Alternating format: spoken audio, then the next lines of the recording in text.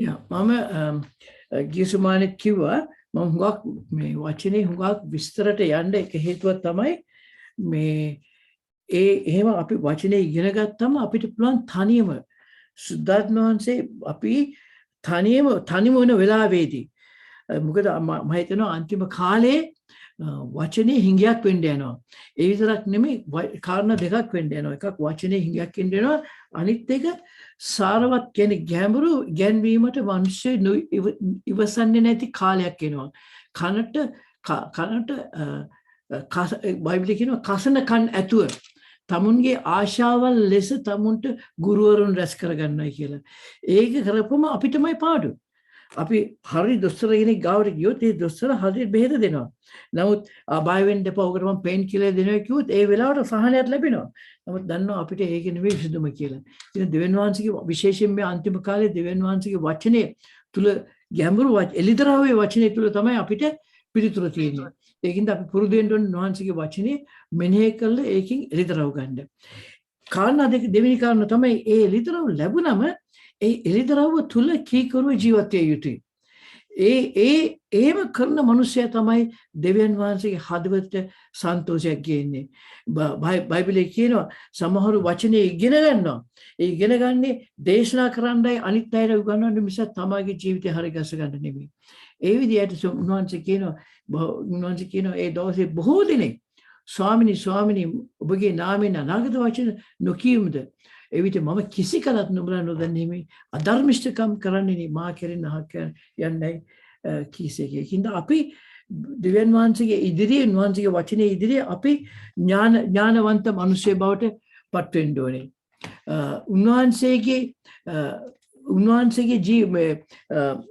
උන්වහන්සේව අනුගමනය කරනකොට අපිට සමහර විට ලෝකෙන් ප්‍රශ්න එන්න පුළුවන්.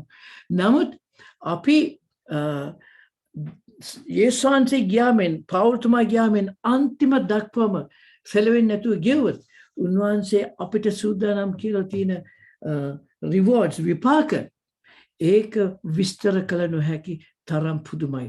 අපි දන්නවා යේසුන්සේගේ ඊම ගැන බලපුවම අපි දන්නවා උන්වහන්සේගේ ඊම ආවේ උන්වහන්සේ කුරුසියට ගියේ ඒ හැමදේම කළේ මොකද අනාගත වක්තෘවරු ඒ දේ කියලා තිබුණා. ඒ වාගේ අද බයිබලයේ තියෙන හැම අනාගත වාක්‍යයක්ම අද වෙනකන් ඉෂ්ට වෙන්න තිබුණ හැම අනාගත වාක්‍යයක්ම සම්පූර්ණයෙන්ම ඉෂ්ට වෙලා තියෙනවා. ඒ නිසා ඉදිරියට වෙන්න තියෙන අනාගත වාක්‍යයත් සම්පූර්ණයෙන්ම ඉෂ්ට වෙන බව අපිට ඒකාන්තයි. ඒකින්ද සමහර එලිදරව් පුතේ තියෙන දේවල් අපිට තේරුම් ගන්න බැරි වෙයි. මේක මෙච්චර මෙහෙම වෙන්න බෑ කියලා හිතයි. නමුත් අද බලන්න පොඩි වෛරස් එකක් ඇවිල්ලා කොපමණ විදියට ලෝකයේ සෙලවිලා තියෙනවද? එහෙනම් උන්වහන්සේගේ උද්දාසය එන දවසේදී කොපමණ විදියට ලෝකයේ සෙලවෙයිද? ඒකින්ද අපි ලෑස්ති වෙන්න ඕනේ. උන්වහන්සේගේ සම්පූර්ණ ධර්මිෂ්ඨකම තුළ උන්වහන්සේගේ ධර්මිෂ්ඨකම තුළ ප්‍රේමය තියෙනවා, විනිශ්චය තියෙනවා. උන්වහන්සේගේ ප්‍රේමය උන්වහන්සේ පුදුම විදියට අපිට ප්‍රේම කළා. අපේ හිසේ කෙස් ගණන් කළා. ඒ වගේම හැම විස්තරයකම ගියා උන්වහන්සේගේ ප්‍රේමය. උන්වහන්සේගේ ඉවසීමත් විශාල ඉවසීමක් තියෙනවා. නමුත් ඉවසීමේ කාලය වුණාන් පස්සේ උන්වහන්සේ විනිශ්චය පටන් ගත්තම ඒ වගේම තමයි උන්වහන්සේගේ විනිශ්චයත්. ඒක ලස්සන විදියට අපිට එලිදරව් පොතේ සටහන් කරලා තියෙනවා. අපි බයිබලයේ දිහා බලනකොට උප්පත්ති පොතේ ඉඳලා කියවගෙන එනකොට එලිදරව් පොතට ආපුවම ඒක පුදුම විදියට වෙන පැත්තකට හැරෙනවා. මෙම කෙලින්ම ඇවිල්ලා දැන් වෙන පැත්තකට හැරෙනවා. දැන් ලෑස්ති වෙනවා අපිව සදාකාල ස්ථානයට ගෙනියන්න. මේ යේසුන්ගේ මේ ලෝකේ නැවත ඊමට ප්‍රථමයෙන් මේ ලෝකේ සම්පූර්ණ සුද්ධ කිරීමක් වෙනවා. දැන් අපි දන්නවා රජ කෙනෙක් එන්නේ ඉස්සෙල්ලා අපි රතු කාපට් එක දාලා අපි සම්පූර්ණ සුද්ධ කිරීමක් වෙනවා. ඒ වාගේ යේසුන්ගේ නැවත ඊමට ප්‍රථමයෙන් මේ උන්වහන්සේගේ රාජ්‍ය පිහිටීමට එන්න ප්‍රථමයෙන් විශාල සුද්ධ කිරීමක් වෙනවා. ඒ සුද්ධ කිරීම තමයි එලිදරව් පොතේ අපිට පෙන්වලා දීලා තියෙන්නේ. යේසුමානේ අපි 6 වෙනි පදේ වෙනකන් කළා. අද 7 වෙනි පදේ ඉඳලා කරමු. 7 වෙනි පදේ එලිදරව් 1:7 බලන්න උන්වහන්සේ වලාකුළු වලින් ඉංග්‍රීසි බයිබලයේ කියනවා with clouds කියන්නේ වලාකුළු සමග වලාකුළු වලින් නෙමෙයි එනසේක සියලු ඇස්ත උන්වහන්සේගේ ඇන්න අයද උන්වහන්සේව දකින්න ඕන. පුළුව සියලු ගෝත්‍රද උන්වහන්සේ නිසා වැළපුණේ. එසේ ආමෙන්. දැන් මේක දිහා බලනකොට අපි අද ඉඳලා උන්වහන්සේගේ අලුත් ස්වර්ග රාජ්‍ය දක්වා එනකන් තියෙන සිදුවීම් අනුපිළිවෙලව අපි බැලුවොත් අපි දන්නවා අද ඉන්න ස්ථානයේ ඉඳලා අපි සභාව ඔසවා ගැනීම අවශ්‍යයි. ඒ සභාව ඔසවාගේ සුද්ධ සභාව හැම ක්‍රිස්තියානිකාරයම නෙමෙයි සුද්ධ සභාව ඔසවා ගැනීම අවශ්‍යයි. ඒ ඔසවා ගැනීමෙන් පස්සේ පීඩා කාලයක් එනවා. ඒ පීඩා කාලයෙන් පස්සේ යේසුස් වහන්සේගේ නැවතීම එනවා. දශ වර්ෂයක උන්වහන්සේගේ රාජධානිය මේ ලෝකේ පිහිටිත පිණිස. දැන් උසවාගත්තු ක්‍රිස්තියානි උන්වහන්සේගේ සෙනග උන්වහන්සේ සමග නැවතත් එනවා. දැන් මේ බලමු එලිදරා පොතේ 1:7 කියනවා උන්වහන්සේ වලාකුළු වලින් උන්තිගෙන වලාකුළු සමග එනසේක. මේ කියන්නේ සභාව ඔසවා ගන්නට එහෙමද එහෙම නැත්නම් උන්වහන්සේගේ දෙවිනීමද කියලා. අපි දැන් සොයලා බලන්න ඕනේ. දැන් අපි දන්නවා උන්වහන්සේගේ සභාව ඔසවා ගැනීම ගැන කොහෙද කියලා තියෙන්නේ. පළවෙනි තෙසලෝනික 4:16 සිට 14 දක්වා කියනවා. ඒකේ තමයි සභාව ඔසවා ගැනීම ගැන පාවුල් කියන්නේ.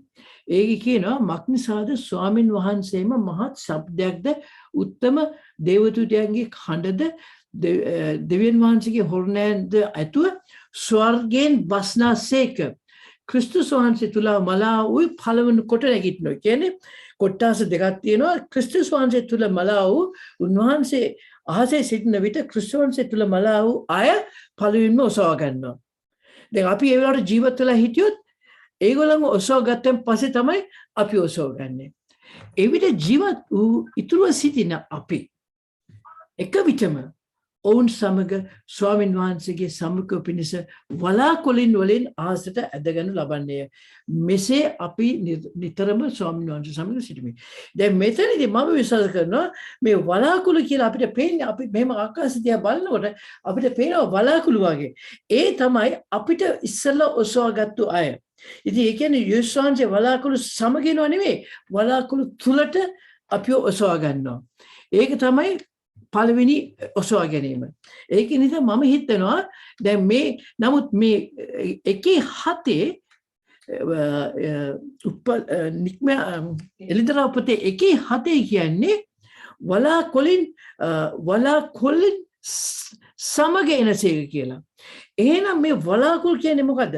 යේසුස් දැන් මේක මේ ප්ලේන් එකක් වලාකුළුකින් එනවා වගේ නෙමෙයි. යේසුස් වහන්සේ එනවා උන්වහන්සේ පස්සෙන් වලාකුළු එනවා. සභාව ඔසවා ගැනීමේදී උන්වහන්සේ ඉන්නවා අපි වලාකුළු වෙතට ඇදී යනවා. ඉතින් එහෙනම් මේ එලිදරා පොතේ 1:7 කියන්නේ දෙවියන් වහන්සේ පෙන්වනවා උන්වහන්සේගේ දෙවිනි ඊම ගැන. දැන් දෙවියන් වහන්සේගේ දෙවිනි ඊම ගැන අපි වලාකුළු සමග ඒකේ තියෙන වලාකුළු සමග එනසේක කියලා. ඒක ඉංග්‍රීසි බයිබලේ පැහැදිලිව තියෙනවා. සිංහල බයිබලේ දෙකටම පාවිච්චි කරලා තියෙන එකම විදියට. දැන් මේ උසවා ගන්න වෙලාවේදී උසවා ගත්තේ යේසුස් වහන්සේ පිළිගත්තු අය යුදෙවරු සහ අන්‍ය ජාතිකයෝ. දැන් ඒ උසවා ගත්තන් පස්සේ මේ ලෝකේ ඉන්නවා උසවාගත්තු නැති අය සහ යුදෙවරු කට්ටියකුත්. අපි එලිදරා පොතේ 7 වෙනි පරිච්ඡේදයට ආපුවම 144,000 ගැන කතා කරනවා. ඒක අපිට එතනට ආව වෙලාවේදී අපිට කතා කරන්න පුළුවන්. එහෙනම් මේ එලිදරා පොතේ 1:7 කියන්නේ අපි වලාකුළු සමග දෙවියන් වහන්සේගේ නැවත ඊම ගැන කියලා. ඊට පස්සේ කියනවා උන්වහන්සේගේ නැවත ඊමේදී ඔසවා ගැනීමද නෙමෙයි නැවත ඊමේදී සියලු ඇස්ද ඇන්න අයද උන්වහන්සේව පොළවේ සියලු ගෝත්‍රද උන්වහන්සේ නිසා වැළපෙන්නේ කියලා. ඒගොල්ලෝ කියනවා කවුද උන්වහන්සේට ඇන්න අය කියලා කියන්නේ? උන්වහන්සේට ඇන්න අය කියලා කියන්නේ යුදෙවරු ගැන නේද? ඒකද කියනවා යුදෙවරු සහ සියලු ගෝත්‍රවල උන්වහන්සේගේ නැවත ඊමට පීඩා කාලය තුලින් ඇවිල්ලා සූදානම්ව හිටිය අය ඒගොල්ලෝ වැළපෙනවා කියලා. සමහරවිට මේක සන්තෝෂයෙන් වෙන්න පුළුවන්. දෙන්න මොකද උන්වහන්සේ ඇන්න අය කිව්වේ මේ යුදෙවරු ගැන. සෙකරියා 12:10කට ගියාම කියනවා දාවිද්ගේ වංශය කෙරෙහිද යෙරුසලමේ වැසියන් කෙරෙහිද කරුණාවේ හා කනලාවේ ආත්මයක් වගුරන්නෙමි.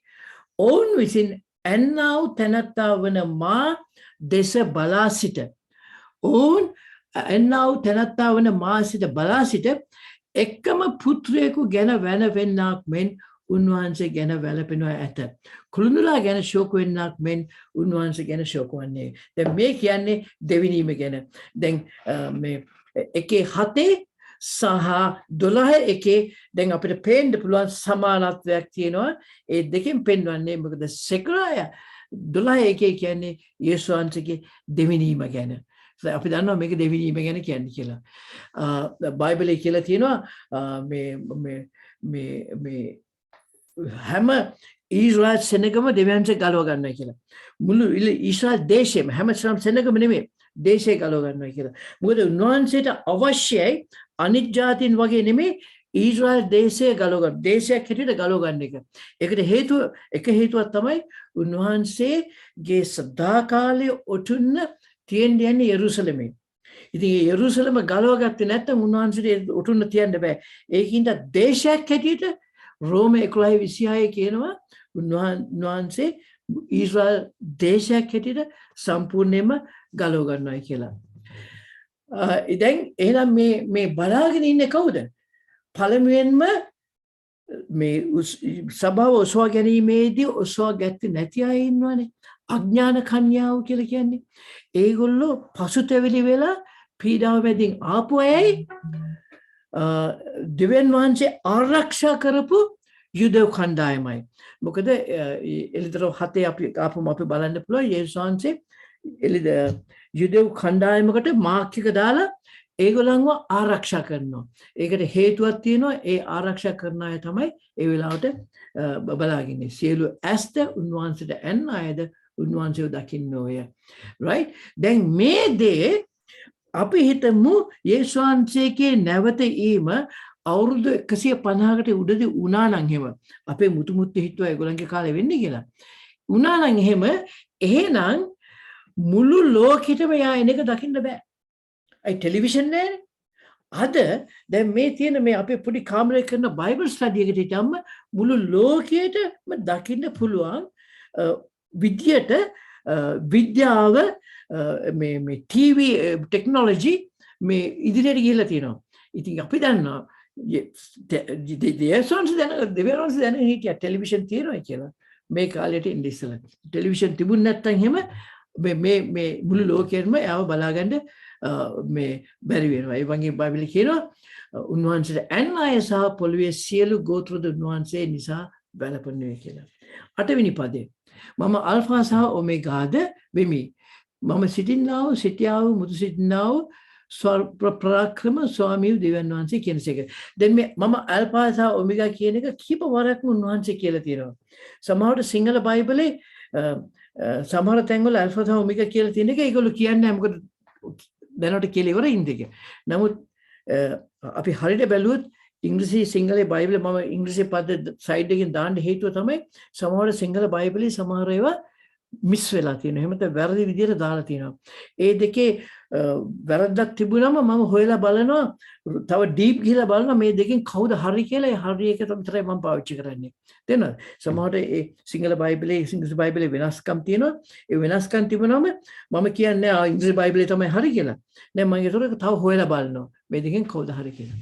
ඉතින් මම අල්ෆා සහ ඔමේගා කියලා කියනවා. right? ඒකින් කියන්නේ මොනවද? යේසුස් වහන්සේ ආපුවම පටන් ගත්තේ දේ ඉඳලා අවසාන වෙනකම්ම කරපු කෙනෙක්. සමහර අය ඉන්නවා හොඳට පටන් ගන්නවා හොඳට දුවනවා හැබැයි වැඩේ හරියට ඉවර කරන්නේ නැහැ. සමහර ඉන්නවා හරියට පටන් ගන්නෑ හරියට දුවන්නේ මග වැටෙනවා. නමුත් සමහර ඉන්නවා හරියට පටන් අරගෙන දුවලා අන්තිම දක්වා දිවුවයි කියලා. දෙවියන්වහන්සේත් කියනවා අපි දුවන වෙලාවට අපේත් ඔමේගා එකක් තියෙනවා. අපේත් අන්තිමේ තියෙනවා. අපේ අන්තිමේට අපි ඉලක්කය තියාගෙන දුවන්න ඕනේ. උදාහරණයක් වශයෙන් ගීතාවලිය 84 5 සිට 7 දක්වා තමගේ ශක්තිය තුලෙහි ඇත්තා වූ ඇතාව සියොන්ට යන මාවත තමාගේ සිතේ ඇතාව. අපේ පොරොන්දු දේශය සියොන් වල. ඒකින්ද අපි දුවනකොට මේ අපි රාජ්‍ය කරනවා, අපි සෙනඟ ගලව ගන්නවා, අපි යාඥා පිටිමුලට යනවා, අපි දේශනා කරනවා, වචනය උගන්වනවා, අපි සියලුම දේම කරනවා. නමුත් අපේ ඉලක්කය තියෙන්න ඕනේ අපි පටන් ගන්න මේ සිත ඇල්ෆා අපේ පටන් ගන්න ආපුවම ගැලවිච්ච දවස අපේ ඇල්ෆා සහ ඔමෙගා කියලා යේසුස් වහන්සේ සමග අපි සම්බන්ධ වෙන්න ඕනේ. දැන් මතක තියාගන්න මම එළිදරව් පොත විතරක් නෙමෙයි උගන්වන්නේ මම කොහොමද යේසුස් වහන්සේ මෙන් වෙන්නේ කියලා එළිදරව් පොත තුලින්. right? නැත්නම් එළිදරව් පොත විතරක් උගන්වනවා නම් හරි ලේසි. තමාගේ ශක්තියේ ඔබ තුලේ ඇත්තා වූ සියොන්ට යන මාවතේ මාව තමාගේ සිටේ ඇත්තා වූ මිනිස්ය ආශිර්වාද ලද්දේ. ඔහු වැළපීමේ මිත්‍යාව මෙතින් යමින් එය උල්පතක් ඇති ඉඩමක් කරගනිති. එසේම දැන් මේක කියලා තියෙන ඉඩමක් කරගෙන මේ කුඩාරමක් ගහුවා නෑ. ඒගොල්ලෝ යන ගමන් මම ඉංග්‍රීසි බයිබලෙන් කියනවා ඒගොල්ලෝ යන ගමන් ඒගොල්ලන්ට හම්බ වෙනවා දෙවියන් වහන්සේ කියලා දන්නේ නැති අය. ඒගොල්ලන්ට හම්බ වෙනවා පීඩා තුලින් යන අය. ඒගොල්ලන්ට හම්බ වෙනවා මේ යක්ෂ වැහිච්ච අය. ඒගොල්ලන්ට හම්බ වෙනවා වෛශ්‍ය කමේ ඉඳලා අහුවෙලා ඒ ස්ත්‍රිය මරන්න යන අය. ඒකට අහුවෙනවා බඩගිනි අය. ඒකට අහුවෙනවා මැරුණ අය. ඉතින් මේගොල්ලන් මේව ආපුවම මේ වැළපීමේ මිටියාවත අපි වැළපීමේ මිටියාවත යන ගමන් මම යන්නේ ස්වර්ග රාජ්‍යයට. ඒකින්ද මට ඕල්ට වෙලා නැහැ. එහෙම කියන්න බෑ. අර මේ යහපත් සමාරියගේ කතන්දරේ වගේ අපි නැවතිලා ඒගොල්ලන්ට උපස්ථාන කරනුනේ. නැවතිලා ඒ සේවය කරනුනේ. නමුත් සේවය නෙමෙයි අපේ ඉලක්කය. අපේ ඉලක්කය තියෙන්නේ සියොන්. ඔහු බලයෙන් බලයට යති. දෙවියන් වහන්සේ ඉදිරියේ සියොන්දී එකිනෙකා පෙනී සිටියේ. ඒ වගේ අපි දැනගන්න ඕනේ අපේ ඔමෙගා කියන්නේ මොකක්ද කියලා. දැන් මම උදාහරණයක් වශයෙන් කියන්නම්. දැන් මේ සිස්ටර් කෙනෙක් ඉන්නවා ජර්මනි වලින්. එයාට ඒ වගේම මේ බටහිර රටවල වල ඉන්නවා නම් දන්නවා. ඔස්ට්‍රේලියාව වගේ රටවල වලට එනවා පිට රටේ ඉඳලා ඉගෙන ගන්න යුනිවර්සිටි අපේ යුනිවර්සිටිස් වලට ගිහිලා ඉගෙන ගන්න ළමයි එනවා. ඒ ආපුවම සමහර විට ඒගොල්ලෝ ඉගෙන ගන්න PhD එකක් කරන්න වෙන්න ඇති. ලොකු විභාගයක් කරන්න ඉගෙන ගන්න. නමුත් මේ ඉගෙන ගන්න කාලේදී ඒගොල්ලෝ මුදල් හොයාගන්න එක එක රස්සාවල් කරනවා. ඒගොල්ලෝ ගිහිලා වැඩ කරන්න පුළුවන් පෙට්‍රල් ස්ටේෂන් එක. පෙට්‍රල් ස්ටේෂන් එක වැඩ කරනකොට පෙට්‍රල් ස්ටේෂන් එක වැඩි හරියට ස්ටුඩන්ට්ස්ලා ඉන්නවා. ඒ වැඩ කරනකොට ඒගොල්ලන්ට ගිහිලා අපි හිමන් හිටපුවම ගිහිල්ලා ඒගොල්ලෝ ටිකක් පොඩ්ඩක් කතා කරනවා. කතා කරනකොට අහනවා කියනවා අපි ඉන්දියාවෙන් ඇවිල්ලා ඉන්නේ එහෙම නැත්නම් අපි සිංගප්පූරුවෙන් ඇවිල්ලා ඉන්නේ අපි අරවටෙන් ඇවිල්ලා ඉන්නේ මම මේ PhD එකක් කරන්න නෙමෙයි කියලා. ඉතින් යාගේ ඉලක්කය තියෙන්නේ හැමදාම මේ පෙට්‍රල් ස්ටේෂන් එකේ වැඩ කරන්නද නෑ. යාගේ ඉලක්කය තියෙන්නේ PhD එකක් කරන්න. ඒ වාගේ ඒ අවුරුදු 5කට පස්සේ මම ඒ පෙට්‍රල් ස්ටේෂන් එකට ගිහලා ඒ මිනිස්සගේ නම කියලා කිව්වොත් එයා තාම මේ වැඩ කරනවද කියලා අයියෝ නෑ දැන් යාව හම්බ වෙන්න අපොයින්ට්මන්ට් දාන්න ඕනේ. යා හරි ලොක්ෙක් දැන් කියලා කියනවා. ඒ වාගේ අපි අපේ මේ පෙට්‍රල් ස්ටේෂන් එක තමයි අපේ මේ ලෝකේ ගත කරන කාලේ. අපි සෙනඟ ගලව ගන්න ඕනේ, දේශනා කරන්න ඕනේ, අපේ රටවල් වලට යාඥා කරන්න ඕනේ, සියලු දේම කරන්න ඕනේ. නමුත් අපි සියොන්ට අපේ තියෙන ඉලක්කය දාගත්තේ නැත්නම් අපිත් හරියට අර මේ PhD කරන්න ඇවිල්ලා පෙට්‍රල් ස්ටේෂන් එකේ මේ ගෙවල් ගහගත්තා වගේ වෙනවා. ඒකින්ද අපි ප්‍රයෝජන වෙන්න ඕනේ. යේසුස් වහන්සේ කිව්වා මම ඇල්ෆා සහ ඔමෙගා කියලා. 9 වෙනි පදේ. නුඹලාගේ සහෝදරයාද. ඒ කියන්නේ අද යොහන් කියනවා ඔයා බයිබලයේ කියවනකොට ඔයා නුඹලා කියන තැනට ඔයාගේ නම දාගන්න. යොහන් අද මට කියනවා ඔයා මගේ සහෝදරයා කියලා. මේක ජීවමාන පුතක්. උන්වහන්සේ කියනවා නුඹලාගේ සහෝදරයාද. යේසුස් වහන්සේ තුල පීඩා විඳීමෙන් රාජ්‍යයේ ඉවසීමෙහි පංගුකාරය දු යොහන්. එහෙනම් අපි යොහන් සමග එයාගේ සේවයේ පංගුකාරයෙක් වෙනවා. අපි කාලයට සීමා වෙච්ච අය නෙමෙයි. පංගුවක් වූ යොහන් නම් මමය. දෙවියන් වහන්සේගේ වචනයද යේසුස් වහන්සේගේ සාක්ෂියද නිසා පත්මොස් නම් දිවයිනේ සිටිමේ. එහෙනම් අපි කොහොමද යොහන්ට පංගුකාරයෙක් වෙන්න ඕනේ?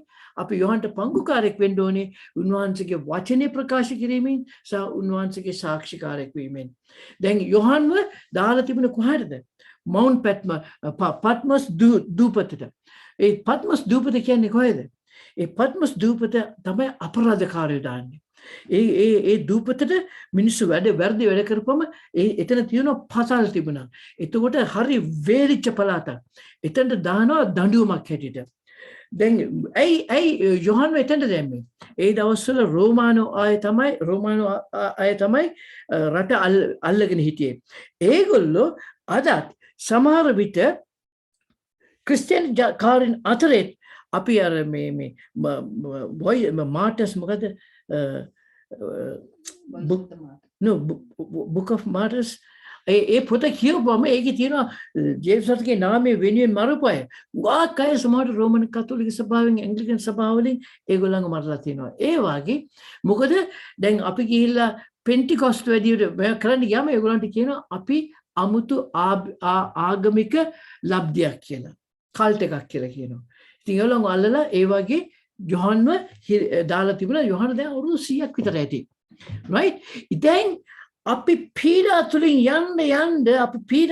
යන්න අපි යේසුස් වහන්සේ සමග සම්බන්ධ වෙනවා. බයිබලයේ කියනවා testimony of Jesus Christ. යේසුස් වහන්සේගේ සාක්ෂියේ අපි පංගුකාරය වෙනවා. අපි යන්න යෙසාය 48:10 කියනවා අපි පීඩා වලින් යනකොට අපිව පිරිසිදු වෙනවා. ඒ පිරිසිදු වුණාම දෙවියන් වහන්සේ අපිට එළිදරව් දෙනවා. right? අපිට එළිදරව් දෙනවා. දැන් අපි උදාහරණයක් වශයෙන් කියන්නම්. right? තිමෝති 3:12 කියනවා එසේය ක්‍රිස්තුස් වහන්සේ තුල භක්තිවන්ත ලෙස ජීවත් වෙන්න කැමති සියල්ලෝ පීඩා විඳින්න ඕය. මොකද අපි ඉන්නේ යක්ෂයා පාලනය කරන ලෝකෙක. ඒක නිසා අපිට පීඩාව එන එක අපිට නවත්තන්න බෑ. එතකොට පළවෙනි පේතෘස් 4:12 සිට 14 දක්වා කියනවා ප්‍රේමවන්තිනි. දැන් අපි පේතෘස් සමග සහෝදරයා වුණා. සහෝදරයා අරයා කියනවා සහෝදරියනි කියලා. පේතෘස් කියනවා ප්‍රේමවන්තිනි.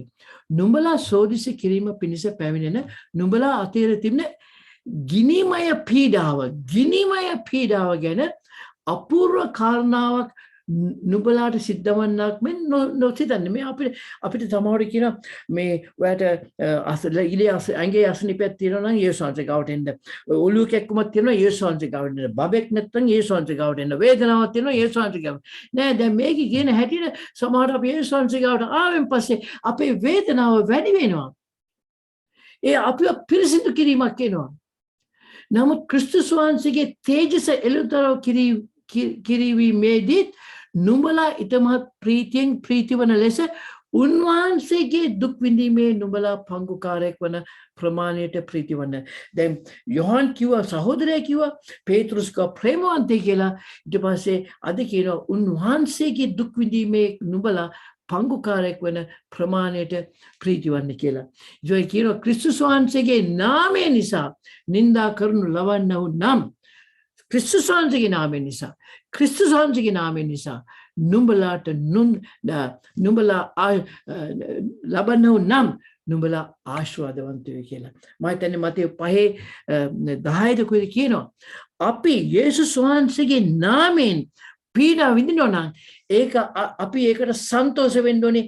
අපි අතිශයින් සන්තෝෂ වෙන්න ඕනේ කියලා. මම හිතන්නේ මතේ 5:10 කියනවා. ඒ මොකද අපි යේසුස් වහන්සේගේ නාමයෙන් පීඩා ලබනවා නම් ඒ කියන්නේ අපි පිරිසිදු කිරීමක් තුලින් යනවා. අද යොහන් ඉන්නේ ඒ විදි ස්ථානයක. ක්‍රිස්තුස් වහන්සේගේ නාමයෙන් නින්දා කරන ලබන්න වෙනවා. ඊට පස්සේ මේකේ ඉංග්‍රීසි බයිබලයේ තියෙනවා සිංහල බයිබලයේ නැහැ. දැන් අපිට පීඩා එනකොට ඉංග්‍රීසි බයිබලයේ කියලා තියෙනවා ඒ පීඩා ගේන අය ක්‍රිස්තුස් වහන්සේගේ නාමයට නින්දා කරනවා කියලා. ඒක දැන් අපිට පීඩා ගේනකොට අපිට සභාව තුළින් වෙන්න පුළුවන්. අන්‍ය සභාවකින් වෙන්න පුළුවන්. ආණ්ඩුවකින් වෙන්න පුළුවන්. අපිට පීඩා වෙන විට අපි පිරිසිදු වෙනවා. නමුත් ඒ අපිට පීඩාව ගෙන මිනිසයා, අපිට පීඩාව ගෙන ආයතනය, අපිට පීඩා ගෙන සංගමය දෙවියන් වහන්සේට ඒගොල්ලෝ නිඳා කරනවා. දෙවියන් වහන්සේට ඒගොල්ලෝ නිඳා කරනවා. ඒකින්ද අපි අන් අයට පීඩා කිරීමෙන් වළකින්න ඕනේ. අපි අන් අයට පීඩා කරනකොට අපි දෙවියන් වහන්සේගේ නාමයට නින්දා කරනවා. විශේෂයෙන්ම දෙවියන් වහන්සේට සේවය කරන අයට. දැන් දෙවියන් වහන්සේ එළිදරව් පොත තමයි විශාලම ඉතාමත්ම වැදගත් පොත. බයිබලයේ මුළු පොත් තුලින් වැදගත්ම පොත එළිදරව් පොත. ඒක මම නෙමෙයි කියන්නේ දෙවියන් වහන්සේ කියන්නේ. උන්වහන්සේගේ වචනයෙම කියලා තියෙනවා. දැන් මේ පොතේ අන්තිම කාලය ගැන සම්පූර්ණ පින්තූරයක්ම යොහන්ට දුන්නා. දැන් මේ වෙනකොට අනාගත වතුරු බොහෝ දෙනෙකුට අන්තිම කාලය ගැන කිව්වා. දානියල්ට කිව්වා, යසායට කිව්වා, ජෙකරායට කිව්වා, මෝසෙස්ට හිටම්ම කිව්වා, පවුල්ට කිව්වා. ඒගොල්ලන්ට කොටස් පෙන්වුවේ. නමුත් යොහන්ට සම්පූර්ණ එළිදරව්ම දුන්නා. සම්පූර්ණම එළිදරව්ව දුන්නා. ඒ දුන්නේ කාටද? මේ පීඩාව ගෙනල්ලා පිටුහල් කරලා මේ සමාජයෙන් විසි කරලා දාපු මිනිස්සෙක්. බයිබලයේ කියනවා දෙවෙනි තිමෝති 3:1 නමුත් අන්තිම දවස්වලදී අන්තරා සහිත කාලවල පැමිණෙන බව දැනගන්න. ඊට පස්සේ කියනවා කාරණා දෙකක් තියෙනවා. එකක් තියෙනවා අපිට පීඩා එනකොට අපි අහන්න ඕනේ ස්වාමිනේ මට මේ පීඩාව එන්නේ මම ධර්මිෂ්ඨව ජීවත් වුණ හින්දාද? ඒකට උත්තරේ ඔව් නම් අපි සන්තෝෂ වෙන්න ඕනේ. මොකද දෙවියන් වහන්සේ අපිව ලෑස්ති කරනවා අලුත් එළිදරව් දෙන්න. දෙවියන් වහන්සේ ලෑස්ති කරනවා අපිව උසස් වීමක් දෙන්න. නමුත් අපි ඒ පීඩාව එන්නේ අපේ වැරද්ද නිසා නම් ක්ෂණිකව අපි පසුතැවිලි වෙන්න ඕනේ. හීබ්‍රු 10:31 දක්වා. මක් නිසාද? පලි ගැනීම මට අයිතිය. දෙවියන් වහන්සේට. මමය ප්‍රතිඵල දෙන්නේ මේ කියාද ස්වාමින් වහන්සේ තමාගේ සෙනග විනිශ්චය කරනසේක. ස්වාමින් වහන්සේ තමාගේ සෙනග විනිශ්චය කරනවා. ඒ විනිශ්චය කියන එක නරක වචනයක් නෙමෙයි. ඔය පීඩාව යන වෙලාවේදී ඒ විනිශ්චය කරන වෙලාවේදී ඔය පීඩාව ඇවිල්ලා ඒ පීඩාව කරන කෙනාට සමාව දීලා උන්වහන්සේ ඉදිරියේ ඔයා ජොලිත වෙනවා නම් පවුල් සහ සයිලස් වගේ එතකොට දෙවියන් වහන්සේ ඔයාට අලුත් එළිදරව් සහ උසස් වීම දෙනවා කියනවා. ජීවමානවගේ ඊට පස්සේ කියනවා ඔයාට විරුද්ධව පීඩාගෙන අයට කියනවා ජීවමානව දෙවියන් වහන්සේගේ අත්වලට අසුවීම භයානක දෙයක් කියලා.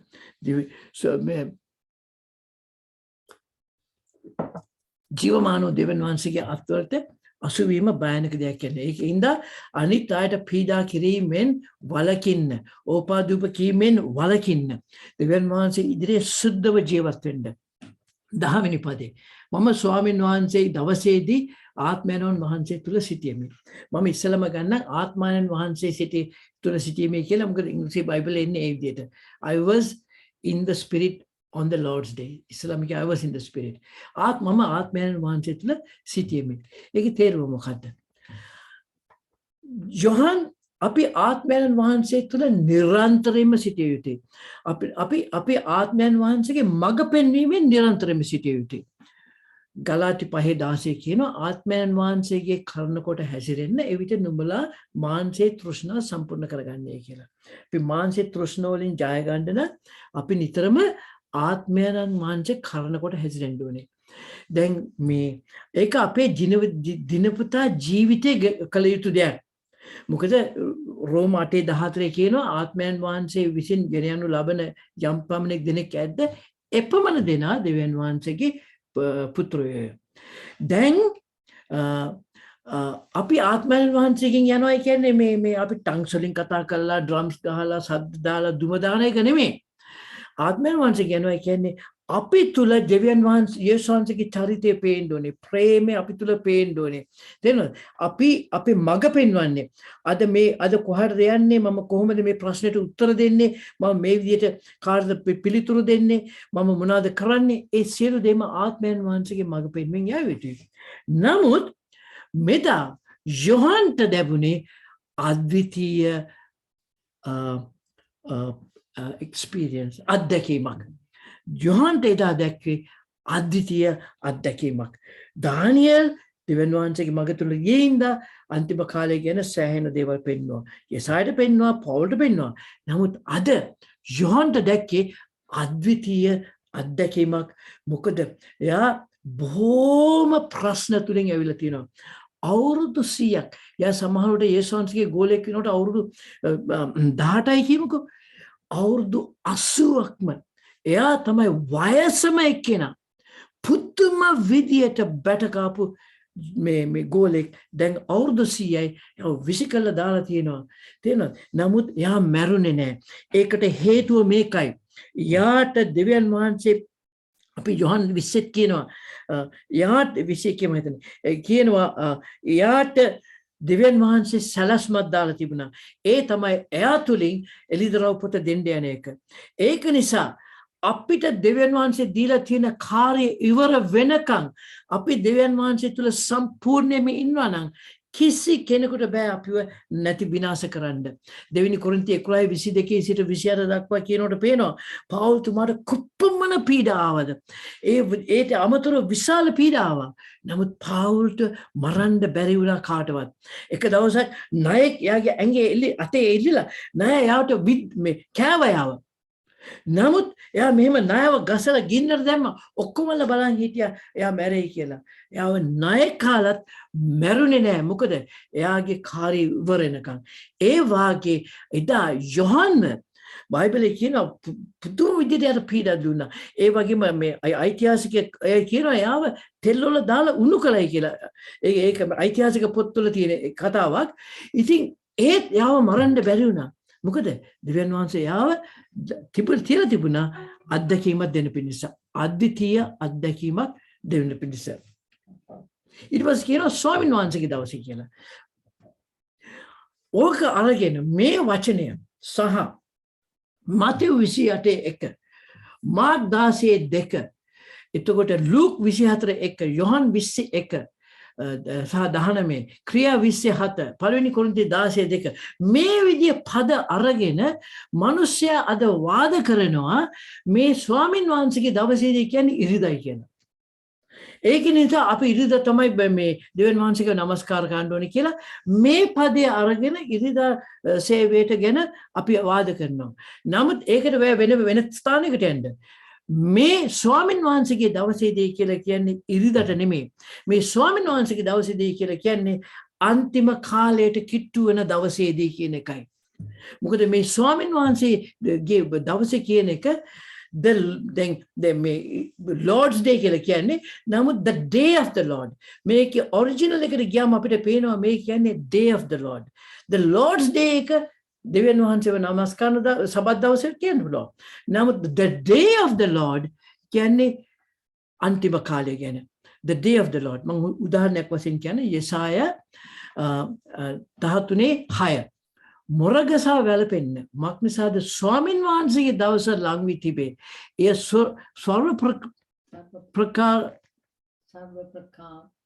සර්ව ප්‍රකාරයෙන් විසින් එවින් විනාශයක් මෙන් පැමිණේ. එබැවින් සෑම අත් බිලිව වන්නේ. දැන් මේ අන්තිම කාලේ එනකොට යේසුස් වහන්සේ එන්නේ ආදරේ පෙන්වන්න නෙමෙයි. මම පස්සේ පෙන්වන්න යේසුස් වහන්සේ එන්නේ මේ නරකාදී යතුරු අරගෙන එන්නේ. විනිශ්චය ලෝකේ විනිශ්චය කරන්න එන වෙලාවේ තේරෙනවද? ඒ වෙලාවේදී සෑම ආත්ම බෙලෙහි වන්නේ සියලු මනුෂ්‍යයන්ගේ සිද්ධිය වන්නේ. ඒක කියනවා ස්වාමීන් වහන්සේගේ දවස කියලා. එහෙනම් මේ Lord's Day කියලා කියන්නේ මෙතන ස්වාමීන් වහන්සේගේ දවස කියලා කියන්නේ මේ අන්තිම කාලය කියන ගැන ඇඟවීමක් දීම පිණිසයි. මොකද දැන් අපි මේ එලිදරව් පොතේ මාතෘකාව තමයි අන්තිම කාලේ 18 වෙනි පදයේ කියනවා මරණයේද පාතාලයේද යතුරු මත ඇත්තේ. යේසුස් වහන්සේ ඇවිල්ලා කිව්වේ නෑ ස්වර්ග රාජ්‍යයේද මරණයේද පාතාලයේද කියලා නෑ. මම ආවේ ලෝකේ විනිශ්චය කරන්න. මම මෙපමණ ඉවසලා අන්තිම දක්වා ඉවසලා. එලිදරව් පොතේ ඉතුරු පොත් කියනකොට පේනවා විශාල ඉවසීමක් තියෙනවා යේසුස් වහන්සේ තුල. ඉවසලා විනිශ්චයකමට ඇවිල්ලා තියෙන. ඒකින්ද මේ ස්වාමින් වහන්සේගේ දවස කියන්නේ යේසුස් වහන්සේගේ නැවත ඊමට කිට්ටු නිසායි. right? ඒ වගේම එලිදරව් එක කියනවා. ඒත් ඉස්සලා පදේ කියනවා ඉක්මනින්ට වෙන්නේ ඕන දේවල් පෙන්වන්න ඇවිල්ලා තියෙන්නේ. එනම් දෙවියන් වහන්සේ තමන් වහන්සේගේ 16 දක්වන පිණිස ක්‍රිස්තුස් වහන්සේ දුන්නා වූ ක්‍රිස්තුස් වහන්සේගේ එලිදරව්. ඉතින් පොත පටන් ගන්න කියලා මම මේ ආවේ අන්තිම කාලය ගැන කියන්නේ කියලා. ඒකින්ද කියනවා ස්වාමීන් වහන්සේගේ දවසේ මෙසේ කියලා කියන්නේ සබත් දවස නෙමේ අන්තිම කාලය ගැන. එතකොට එලිදරව් 1:11 දැන් අපි යනවා 11 වෙනි පදයට. 10 වෙනි පදේ 11 වෙනි පදයට යනවා. එවිට නුඹ දකින්න දේ පොතක ලියා එපිස Smyrna, Pergam, Thyatira, Sardis, Philadelphia, Laodicea යන සභා හතට අරින්නයි කියනවා හොරණාවක් මෙන් ශබ්දයක් පස්සේ නැසීමේ. Right? දැන් අපි මේ ගිය සුමානෙත් අපි මේ ගැන කතා කළා. මොකද මේක ඉස්සලා පදවලත් මේ සම්බන්ධ වෙනවා සභා හත ගැන. අපි මේ සිංහල බයිබලේ නෑ මේ ඇල්ෆා සහ ඔමෙගා කියන එක ගැන. Right?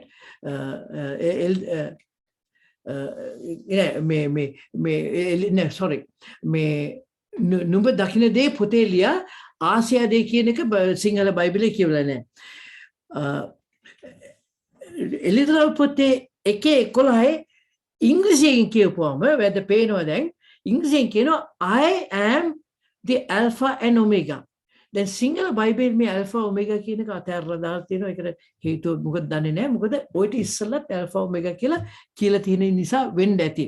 නමුත් බයිබලයේ කියලා තියෙනවා එළිදරව් පොතෙන් එක අකුරක්වත් එළියට ගන්න එපයි කියලා. කවුද දන්නේ මේක ට්‍රාන්ස්ලේට් කළේ බය නැතුව වචනේ එකකින් අරන් දාන්න. නමුත් ඉංග්‍රීසි බයිබලයේ කියනවා මම alpha සහ omega කියලා දෙවියන් වහන්සේ මතක් කරනවා. කීප සැරයක්ම මතක් කරනවා අපිත් alpha සහ omega වීමේ අවශ්‍යතාවය ගැන. Right? එතකොට අපි සභා හතක් අරින්නයි කිව්වා. අපි ගිය සුමානේ කියන විස්තරව කතා කළා. ආසියාව සභා හතර අරින්න කිව්වා. අපි ඒ ගිය සුමානේ ඒක ගැනත් අපි විස්තරව කතා කළා. ඉතින් මේ පදයේ අපි විස්තරව ගිය සුමානේ ඉගෙන ගත්තා. 12 වෙනි පදේ එකල මා සමග කතා කළ ශබ්දය කිමෙක්දයි බලන්න හැරුණෙමි. එසේ හැරුණු කල රන් පහන් රොක් සතක්ද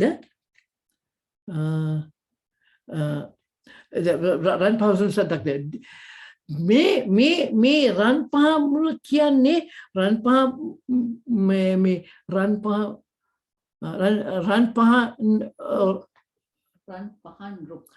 පහන් රුක් කියන්නේ මොනාර මේක නෙමෙයි අර කැන්ඩල්ස් හතක් තියෙන පිටිපස්සේ තියෙන ඒක නෙමෙයි. මේ කියන්නේ සබ්බාව ගැන එළිදරව් පොතේ 120 කියනවා මාගේ දකුණු හතේ නුඹට තාරකා සතේ සහ රන් පහන් රුක් සතේද රහසක් කියන. ඒසල් කියනවා මම මෙතන තාරකා හත සහ රන් හත ගැන කතා කරනවා. ඊට පස්සේ මම මේක ඔයාලට තේරුම් කරලා දෙන්නම්. තාරකා සත නම් සභා සතේ දූතයෝය. තාරකා සත නම් සභා සතේ දූතයෝය. පහන් රුක් සත නම් සභා සතය. Right? ඒ කියන්නේ මේ පහන් රුක් හත කියන්නේ සභා හතකට. Okay? දැන් ඒ වගේම එපිස සභාවට අවවාදයක් දෙනවා. එපිස 2:4-5 දක්වා. නමුත් නුඹේ පළමු ප්‍රේමයේ අත්හැරියේය යන කාරණේ නුඹට විරුද්ධව මට ඇත්තේ. බැවින් නුඹ වැටි සිටින්නේ කොතැනදයි සිහිකොට පශ්චාත්තාපව පළමු ක්‍රියාවලින් කරන්න. නැතහොත් මම ළඟට ඇවිත් නුඹේ පශ්චාත්තාපය නොවනවා නම් මම නුඹේ පහන් රුක සෝකී ස්ථානේ නහ කරන්නෙමි. සමහරවිට මේ පහන් රුක කියන්නේ ස්වභාව. මම හිතනවා පහන් රුක කියන්නේ එළිය දෙන දෙයක්. ඒ කියන්නේ මම හිතන්නේ ඒක සුද්ධාත්මයන් වහන්සේ කියලා. ඒ කියන්නේ සමහර සභාවලට දෙවියන් වහන්සේ ඇවිල්ලා සුද්ධාත්මයන් වහන්සේ එතනින් අහක් කරනවා. බිල්ලිමත් තිබුණ ඵලයට සභාවක් නෙමෙයි. සභාවක් කියලා නමක් කරන්න ඕන නම් එතන පහන් රුකක් තිබිය යුතුයි. වහන්සේ කියනවා නුඹේ පහන් රුක සෝකී ස්ථානින් අහක් කරන්නෙමි. සමහර සභාවල වලින් පහන් රුක අහක් කළා ඒගොල්ලෝ දන්නෙත් නැහැ. තාමත් ගීතිකා කරනවා, සින්දු මේ කියනවා, දේශනා කරනවා, ඔක්කොම කරනවා. නමුත් පහන් රුක දෙවියන් වහන්සේ එතනින් අහක් කළා. ඒ කියන පහන් රුක කියලා කියන්නේ සභාවට, සුද්ධාත්මයන් වහන්සේ තියෙන සභාවට. ඕකේ? 13 වෙනි පදේ පහන් රුක් මැද තමුන්ගේ පාදයේ දක්වා වස්ත්‍රයක් පැනද රන් පිටියක් ලාය බැඳගෙන මනුෂ්‍ය පුත්‍රයෙක් වෙන්නේ කෙනෙක් දකිම. කවුද මේ මනුෂ්‍ය පුත්‍රයා කියන්නේ? දැන් අපි හොයලා බලමු. පහන් රුක ගැන අපි කතා කළානේ. දැන් අපි බලමු එයාගේ විස්තරයක් කියනවා. තමන්ගේ පාදයේ දක්වා වස්ත්‍රයක් පැනඳ රන් පටියකින් ලාය බැඳගෙන සිටි මනුෂ්‍ය පුත්‍රයෙක් වැනි කෙනෙක් දුටුමි. බලමු මේ කවුද මනුෂ්‍ය පුත්‍රයා කියලා. දැන් ගාත් පද ගේන්න පුළුවන් මනුෂ්‍ය පුත්‍රයා කියන්නේ කවුද කියන්නේ පුළුවන් කියලා. නම් ගාක් නෙමෙයි පද කීපයක් ගේන්න පුළුවන්. මම තෝරගත්තා මේ මේ කාලය සම්බන්ධවේ ඒ කියන්නේ එළිදරව් පොතේ කාලය සම්බන්ධව මනුෂ්‍ය පුත්‍රයා කියලා තව තැනක සටහන් කරලා තියෙනවද? ඔව්. දානියෙල් 7:13 සිට 14 දක්වා. මම රාත්‍රී දර්ශනවලදී දුටිමි. බලව ආසේ වලාකුළු සහිත මනුෂ්‍ය පුත්‍රයෙකුට සමාන කෙනෙක් ඇවිත් පුරාතන තනන් වහන්සේ විදිහට පැමිණෙන්නේය. ඒ තනන් වහන්සේ ඉදිරියට උන්වහන්සේ පවන්වනු ලැබුසේක. සියලු ජාතීන්ද භාෂාවන්ත උන්වහන්සේට සේවය කරන පිණිස. මේ කාගෙන්ද කතා කරන්නේ? යේසුස් වහන්සේ ගැන. පිණිස ආණ්ඩු බලයේද ගෞරවයේද රාජ්‍යයේද උන්වහන්සේට දෙන ලද්දේ. උන්වහන්සේගේ ආණ්ඩුව පහනවන සදාකාල ආණ්ඩුවක් වේ. උන්වහන්සේගේ රාජ්‍යයද නැතිවන්නේ. මේ කියන්නේ අන්තිම කාලේ යේසුස් වහන්සේ ගැන යර කියන්නේ මනුෂ්‍ය පුත්‍රය කියලා. දැන් අපි කතා කරන්නේ එල්දරෝ 1:13 කතා කරන්නේ අන්තිම කාලය ගැන. එහෙනම් අපිට මෙතෙන් පෙන්වන්නේ කවුද? එයා රජ කරන්න යන හින්දා අපි දන්නවා මේ කතා කරන්නේ යේසුස් වහන්සේ ගැන කියලා. යේසුස් වහන්සේ ගැන කියලා. දැන් මනුෂ්‍ය පුත්‍රය, right? දැන් අපි මේ මනුෂ්‍ය පුත්‍රයාගේ සේවකයෝ නේද? අපි කවදා හරි යේසුස් වහන්සේ සමග රජ කරන්න යනවා. නමුත් යේසුස් වහන්සේ මේ ලෝකෙ මම ඉස්සරහට කියලා තිනවා සේවකයෙක් හැටියට. උදාහරණයක් වශයෙන් රෝම 1:1 යේසුස් ක්‍රිස්තුස් වහන්සේගේ දාසයෙකු ප්‍රේරිතෙක් වෙන්නට කැඳවු ලැබුවා කියලා පවුල් තුමා යව හඳුන්වලා දෙන ඒ විදිහට. ඒ වගේ අපි කාර්ය හඳුන්වලා දෙනකොට කියනවා යේසුස් වහන්සේගේ දාසයෙක් මම. යේසුස් වහන්සේගේ දාසයෙක්. යේසුස් වහන්සේ දැන් ලෝකෙට ඉන්නේ රජුරුවන්ගේ රජ හැටියට. ඊට පස්සේ අපි යනු 14 සිට 16 වෙනි පදේ දක්වා. උන්වහන්සේගේ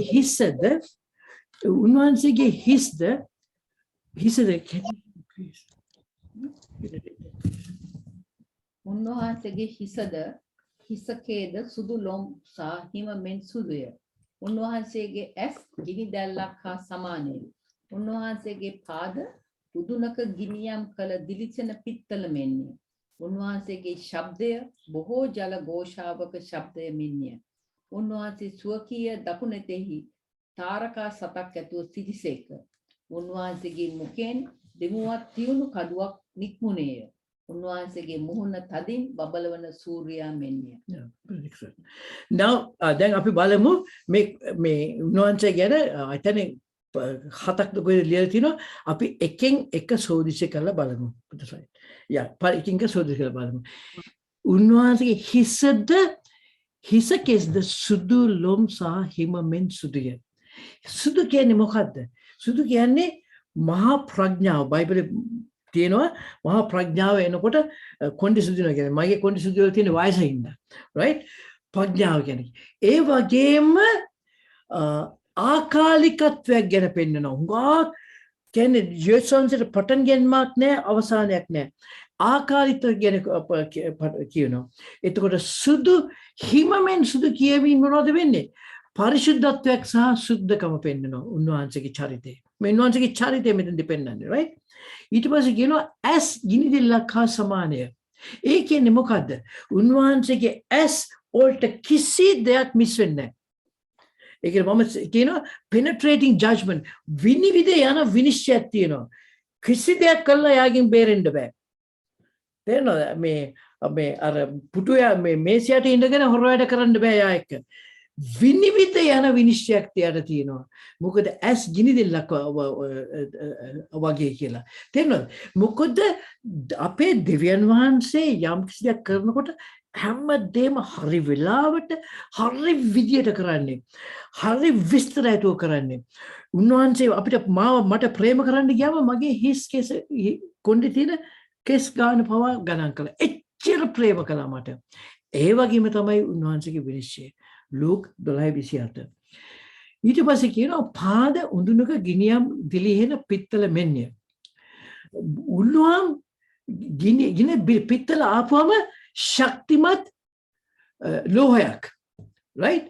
දැන් අපි දන්නවා යේසුස් වහන්සේ අපේ පාපේ නිසා උන්වහන්සේ ගින්න සහ පීඩාව මැද්දෙන් ආවා.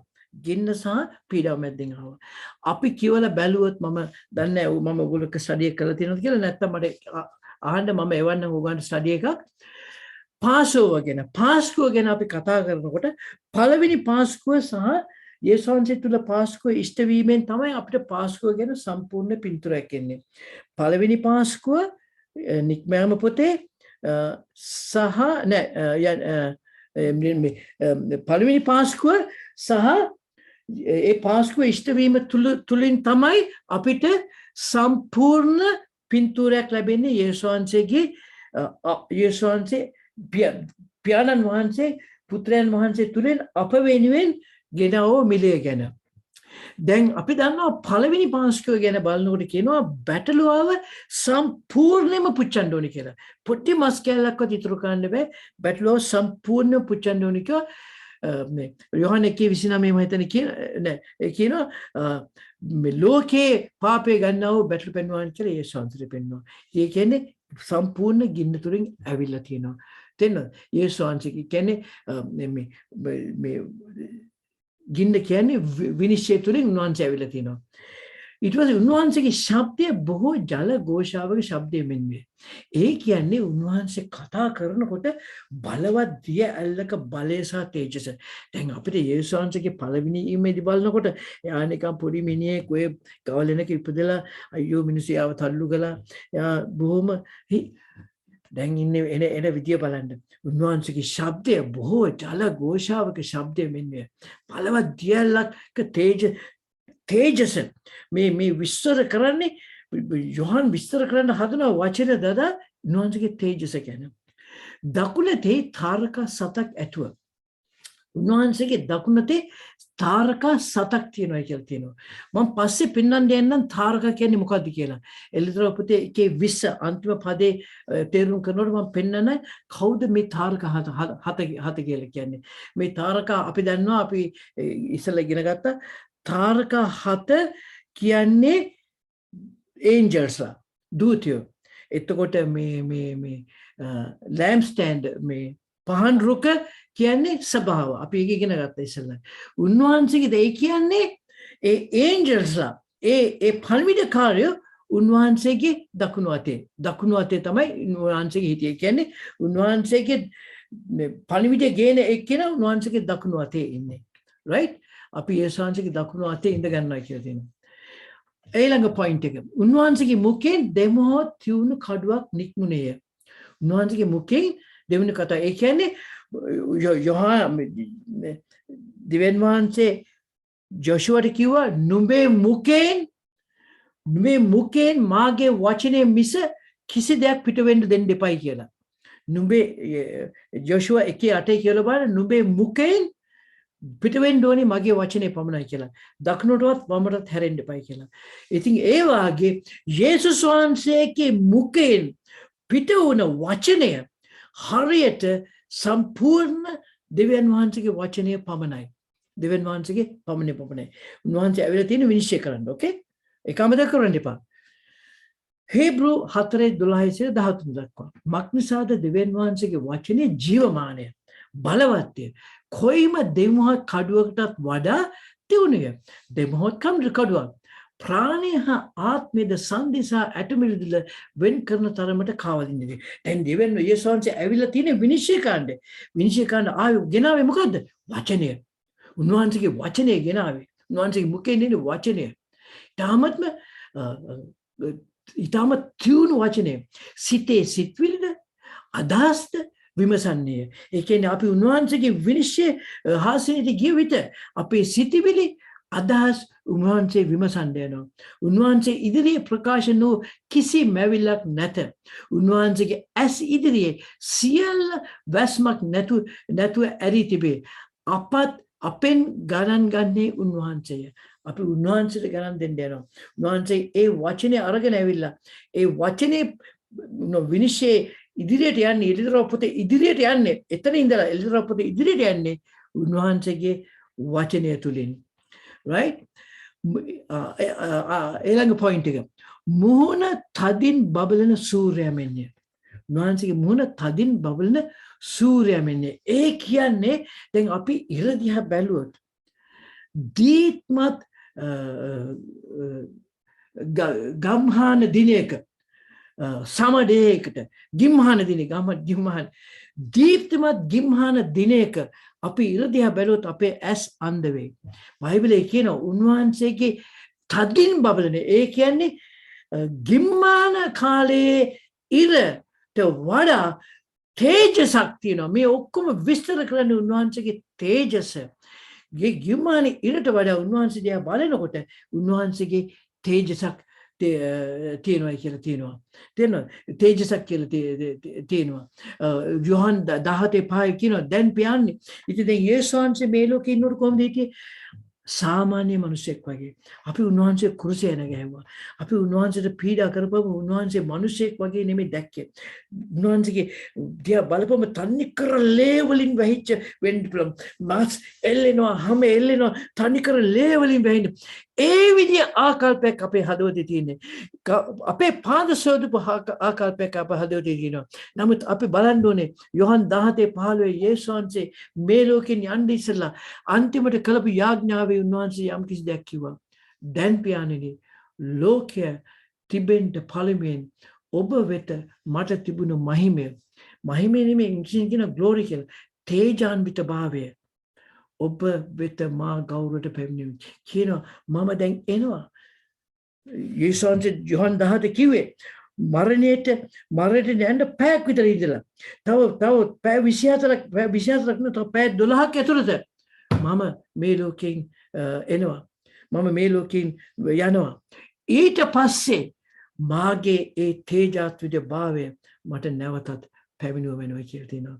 අද මේ දිව්‍යන් වහන්සේ ඒ යාඥාව පියාණන් වහන්සේ ඒ යාඥාව ඉෂ්ට කළා තියෙනවා. 18 වෙනි පදේ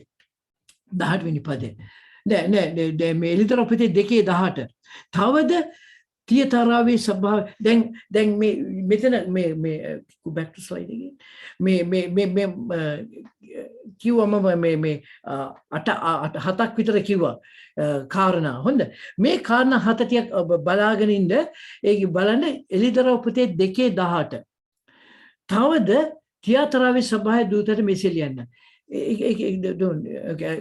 ගිනි දැල්ලක් වැනි ඇස්ද දිලිහෙන පිත්තල වැනි පාදයක්ද ඇත්තා වූ දෙවියන් වහන්සේගේ පුත්‍රයා. දැන් මේ යේසුස් වහන්සේගේ චරි මේ තේජසේ කොටස් උන්වහන්සේව හැඳින්වීමට එක සභාවලට ලියනවා. තවද ගිනි දැල්ලක් වැනි ඇස්ද දිලිහෙන පිත්තලද වැනි පාදයන්ද ඇත්තා වූ දෙවියන් වහන්සේගේ පුත්‍රයා. එතකොට උන්වහන්සේ පර්ගමම් සභාවට ලියනකොට කියනවා දෙමොහොත් තියුණු කඩුවක් ඇත්තා වූ තැනන් වහන්සේ. දැන් අපි යේසුස් වහන්සේව දකින්නකොට මේ විදිහේ තේජසින් අපි දකින්න යන්නේ. දැන් 17 වෙනි පදයට එනවා. 17 වෙනි පදයට ආපම මම උන්වහන්සේ දුටු විට මල කෙනෙකු මෙන් උන්වහන්සේගේ පාමුල වැටිමේ. එවිට උන්වහන්සේ තමන් දකුණු අත මා පිටට තබා කියලාසේක බය නොවන්නේ. ඒ කියන්නේ අපි යේසුස් වහන්සේ දකින වෙලාවට අපි දැන් යේසුස් වහන්සේ මේ කාමරයට ආවොත්ම මට හැංගෙන්න තැනක් නැහැ.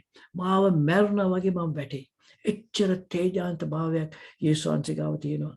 අපි දේව බය තිය යුතුයි විශේෂයෙන්ම දෙවියන් වහන්සේට සේවය කරන්න කෙනෙකුට. දැන් මේ කවුද මැරලා වගේ වැටුනේ? ඔයත් නෙමෙයි මමත් නෙමෙයි. යොහන්. යා කියනවා මම මල කෙනෙකු මෙන්න උන්වහන්සේගේ පාමුල වැටිමේ. අපි මත කල්පනා කරලා බලමු කවුද මේ යොහන් කියන්නේ කියලා. මේ යොහන් තමයි යේසුස් වහන්සේ සමග කිට්ටුවෙන්ම සේවය කරපු කෙනෙක්. අර ගෝලිය තුන්දෙනාගෙන් එක්කෙනෙක්. ඒ විතරක් නෙමෙයි යොහන් එයා පම නෑ කෙනෙක්. ඒ කියන්නේ පේතෘස්ට ඉස්සෙල්ලා යේසුස් වහන්සේව යොහන් දන්නවා. යේසුස් වහන්සේ පොඩි කාලේ ඉඳලා මේ යොහන් යව දන්නවා. ඊට පස්සේ යේසුස් වහන්සේ සමග සේවය කළා. ඒකලත් යේසුස් වහන්සේ දැක්කම එයා මැරිලා වගේ වැටුණා. ඊතරක් නෙමෙයි යොහන් විශේෂයි. යේසුස් වහන්සේට කුරුසෙන ගහ වෙලාවේදී යොහන් තමයි යේසුස් වහන්සේ ළඟම හිටියේ. යොහන් 19:26-27 එකල යේසුස් වහන්සේ තමන්ගේ මෑණියන්ද ළඟ සිටිනා වූ තමන් විසින් ප්‍රේම කළා වූ ගෝලයක් දැක ස්ත්‍රිය මෙන්න නුඹේ පුත්‍රයා යයි තමන් මෑණියන්ට කිසේක. එවිට උන්වහන්සේ ගෝලයට කතා කර මෙන්න නුඹේ මෑණියෝ යයි කිසේක. ඒ පැය පටන් ඒ ගෝලයා තමාගේ ගෙදරට ඇවිත් පිළිගත්තේ. අපි දන්නවා එයා යොහන්. ඒ කියන්නේ යේසුස් වහන්සේ සුදු මරියවත් බාර දුන්නේ යොහන්ට. එච්චට කිට්ටුයි. ඒත් මැරිලා වගේ වැටුණා. දැන් අවුරුදු 100ක් විතර වයසයි. ඉතා ශේෂ්ඨ සීනියර් මේ සේවකෙක් දෙවන්සේ ගෝලෙක්. නමුත් උන්වහන්සේගේ විශ්මය ජනක තේජාන්විත භාවය දැක්කම මෙපමණ කිට්ටු යොහන් පවා මැරිලා වගේ වැටුණා. මැරිලා වගේ වැටුණා. අපිට තියෙන ප්‍රශ්නේ මේකයි. අපි යේසුස් වහන්සේ ගැන මොන විදිහේ ආකල්පයක් දන්නවද තියෙන්නේ? යේසුස් වහන්සේගේ පළවෙනි අයිමේදී ආකල්පය තියන් ඉන්නේ. ඇයි මේවා ලිව්වේ? මේවයි යොහන්ට කිව්වා විශේෂයෙන්ම ලියන්න ස්වභාවට අපි දැන් මේවා කියවලා අපි ලෑස්ති වෙන්න ඕනේ මේ දෙවියන් වහන්සේව හම්බ වෙන්න. අපි අර පළවෙනි යේසුස් වහන්සේගේ පළවෙනි මේ ආකල්පෙන් ජීවත් වෙන්න බෑ. අපි යේසුස් වහන්සේගේ පළවෙනි ඊමේදී අපි ආවල් අපිට ගැව්වා ගාලා කසපාරල් ගාලා කොට්ටු උටුන්න දාලා යාව කුරුසියේ ගිහලා අපි කුරුසියේන ගැව්වා යාව. නිකනුත් නෙමෙයි යාව අපි කුරුසියේන ගැහුව හුරු දෙන්නෙක් මැද්දේ. අපිට ඒ ආකල්පයෙන් අපි නිදහස් වෙන්න ඕනේ. සුදු ලූක් 23 32 සිට 34 දක්වා මරණු ලබන පිරිස වරදකාරයන් වූ තවත් දෙදෙනෙක්ද උන්වහන්සේ සමග ගෙන යන ලද්දෝය. ඔහු ඉස්කබල නම් ස්ථානයට පැමිණ එහිදී උන්වහන්සේද වරදකාරයන්ද කුරුසියේ ඇනගසන්නා වූ එක්කෙනෙකු උන්වහන්සේගේ දකුණු පැත්තේද අනික් එක්කෙනා වම් පැත්තේද ඇනගස්වෝය. යේසුස් වහන්සේ කතා කොට පියාණෙනි ඔවුන්ට කමාවුව මැනව මක්නිසාද ඔවුන් කරන්නේ මොකද කියා ඔහු නොදනිති කීසේක. ඔහු උන්වහන්සේගේ වස්ත්‍රය දාදු දමා තමන් අතරේ බෙදාගත්තෝය. එච්චර අසරණ ස්ථානයක යේසුස් වහන්සේ හිටියේ. යේසුස් වහන්සේ යම් කියක් කිව්වා. ඕන් කරන්නේ මොකද්ද කියලා ඔවුන් නොදැනති. ඒ වාගේ අදත් අපි මොනවද කරන්නේ කියලා අපි දන්නේ නැහැ. අපි මොන විදිහේ දෙවියන් වහන්සේ කෙනෙකුට සේවය කරන්න කියලා අපි දන්නේ නැහැ. අපි බයින් වෙවුලමිනි සේවය කරන්නේ නැහැ. අපි යේසුස් වහන්සේ අපින් ඉල්ලන ඉල්ලීම් වලට අපි කැමති නැහැ. ඔයා අපි කියන දේ කරන්න. අපේ ලෙඩේ ඔළුව කැක්කමට සනීප දෙන්න. අපිට අලුත් කාර් එකක් දෙන්න. හැබැයි ඔයා කියන දේවල් අපි ඔක්කොම කරන්නේ නැහැ. ඇයි අපිට මේ විදිහේ පින්තූරයක් එළිදරව්වක් දෙවියන් වහන්සේ ගැන දන්නේ. ඇයි අපිට ගැලවීම ලැබුණේ නිකන්? අපි දෙවියන් වහන්සේ ගැන ඕනවට වඩා හුරු පුරුදු වෙලා තියෙනවා. අපි දෙවියන් වහන්සේගේ නම කියනකොට වෙවුලීමට පුරුදු වෙලා නැහැ. අපි සභාව උදේ 8ට නම් පටන් ගන්නේ 8යි කාලටත් 8:00ටත් එනවා අපි. 7:45ට එන්නේ නැහැ. 8යි කාලටත් එනවා. යාඥා මීටින් වලට එන්න කිව්වම අපි බයිබලයේ කියනවා දෙන්න අපි මේ වර්ෂිප් ලීඩර්ස් කියනවා දෙන්නෙක් තුන්දෙනෙක් වහන්සේගේ නාමයෙන් රැස් කරන වහන්සේ සිටිනවා එන්ස අපි දැන් අපි මැද්දේ දිවෙන් වහන්සේ යේසුස් වහන්සේ ඉන්නයි කියලා. ඇයි යේසුස් වහන්සේ යාඥා මීටින්ට ආවේ නැද්ද? ඇයි එහෙනම් ඒක සුළු කළේ? මොකද අපිට එළිතරව්වක් නැහැ. යේසුස් වහන්සේ කියන්නේ කවුද කියන එක. රෝම 11:22 කියනවා එබැවින් දෙවියන් වහන්සේ යහපත්කමත් සැරකමත් බලන්න. දෙවියන් වහන්සේගේ යහපත්කමත් සැරකමත් සලකා බලන්න. වැටුණුවන් කෙරෙහි සැරකමය කියන්නේ දෙවියන් වහන්සේගේ සැරකම උන්වහන්සේට විරුද්ධ වෙන එක. නමුත් නුඹ උන්වහන්සේගේ යහපත්කමේ පවතින්නේ නම් නුඹ කෙරෙහි දෙවියන් වහන්සේ යහපත්කම. එසේ නොපවතින නම් නුඹත් කමා කරනු කපා දමනු ලබන්නේ. රෝම 11:22.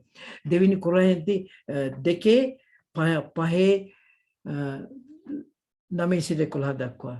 එහෙන් උන්වහන්සේ වෙත සිටින නමුත් ඈත්ව සිටින නමුත් උන්වහන්සේට ප්‍රසන්න වූ තනත්තන් වීම අපේ අභිප්‍රාය කරගන්නු. මක්නිසාද එකිනෙකා තම තමාගේ ශරීරයේදී කළා වූ දේවල් ඵල ඒ දේ යහපත් වුවත් අයහපත් වුවත් කළ දේවල් හැටියට ලබන පිණිස අප සියල්ලෝම ක්‍රිස්තුස් වහන්සේගේ විනිශ්චය ස්ථානයේ ඉදිරියේ ප්‍රකාශ වෙන්න ඕනෑය. එබැවින් ස්වාමීන් වහන්සේ කෙරෙහි බයවීම කිමෙක්දයි දන්නා වූ අපි මිනිසයන් පොළඹවමුව. නමුත් අපි දෙවියන් වහන්සේට ප්‍රකාශ කරගනු ලබ සිටිමුව. නුඹලාගේ හෘද සාක්ෂි වලට අපි ප්‍රකාශව සිටිමුවයි විශ්වාස කරමි. මම මේ ස්ක්‍රිප්චර්ස් දාන්නේ මේකයි. ඔගොල්ලෝ පරිවිඩි අහන් කරුණාකරලා නැවත අහන්න මේක හුඟක් සාරාංශය මම සාරාංශය දෙන හින්දා මේ ස්ක්‍රිප්චර්ස් වල ආව මේක නවත්තලා කියවන්න කියවලා ඒක ගැන මෙනෙහි කරන්න මේකෙන් කොහොමද මම යේසුස් වහන්සේෙන් වෙන්නේ කියලා දැන් සිංහල බයිබලයේ කියලා තිනවා ස්වාමීන් වහන්සේ කෙරෙහි බයවීම කිමක්දයි දන්නා වූ නමුත් ඉංග්‍රීසි බයිබලයේ කියනවා knowing therefore the terror of the Lord ඒ කියන්නේ එබැවින් ස්වාමීන් වහන්සේගේ බීතිය ගැන දන්නා වූ දෙවියන් වහන්සේගේ terror කියමම විනිශ්චය දරුණුකම දන්නා වූ අපි මනුෂ්‍ය පොළඹුවේ මම මේ උත්සාහ කරන මම මොනවද මේ කරන්නේ මනුෂ්‍යයන් පොළඹුන එකයි කරන්නේ ඒ මොකද දෙවියන් වහන්සේගේ විනිශ්චය කියන එකේ එලිතරව්වක් දෙවියන් වහන්සේ සෑහෙන දුරට මට දීලා තියෙන හින්දායි ඒකයි මම මේ මෙච්චර උත්සාහයක් දරන්නේ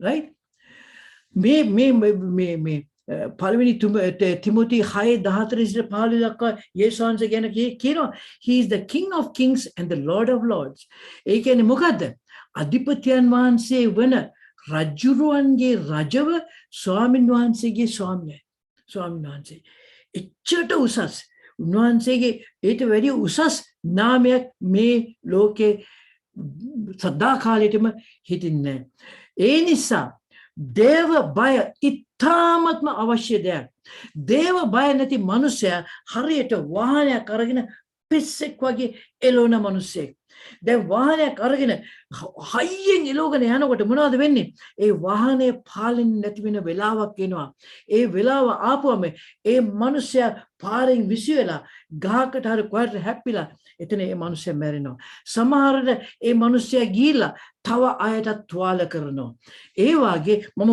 පොඩි කතන්දරයක් කියන්නම් අපේ ගෙදරට අපේ මයි කසින් කෙනෙක් හිටියා එයාගේ හොඳ යාළුවෙක් හිටියා හොඳ හරි අහිංසක මනුස්සයෙක් එයාගේ පුතා ආව ඕස්ට්‍රේලියාව වලට ගෙන ගන්න කියලා ආපම අපෙන් ඇහුවා එයාව තියාගන්න පුළුවන්ද කියලා ඉතින් අපි කැමති වුණේ නැහැ එච්චර මොකද අනිත් අය ළමයින්ගේ වගකීම ගන්න එක හරි අමාරුයි ඉතින් අපි හා කියලා කිව්වා මොකද අපේ තියෙන පොඩි ෆ්ලැට් එකක් එක කාමරයක ෆ්ලැට් එකක් තියෙනවා අපි එතන ඔක්කොම ලෑස්ති කරලා ආපු අලුත් එයා හොඳට හිටියා ඊට පස්සේ මෙයා අර මිතුරන්ගේ පීඩනයට ආවා පියර් ප්‍රෙෂර් කියන්නේ ඒකට ඇවිල්ලා සල්ලි එහෙම හම්බ කරලා අතට ගත්තයින් පස්සේ ඉගෙනීමත් පසුබට කරලා මෙයා සල්ලි හම්බ කරලා මෙයා අනවශ්‍ය විදියට හැසිරෙන්න පටන් ගත්තා අමුතු විදියට හැසිරෙන්න පටන් ගත්තා ඒතර අපි කසින්ට කෝල් කරලා එයා මිත්‍රයම කළා එයාගෙන් පර්මිෂන් අරගෙන මෙයා දැන වෙනදක් හොයාගන්න කියලා ඉතින් මෙයා වෙන දැනක් හොයාගෙන ගිහිල්ලා ඊට පස්සේ මෙයා එන්නේ එයාගේ අලුත් යාළුවෝ ගොඩක් ආවා ඇවිල්ලා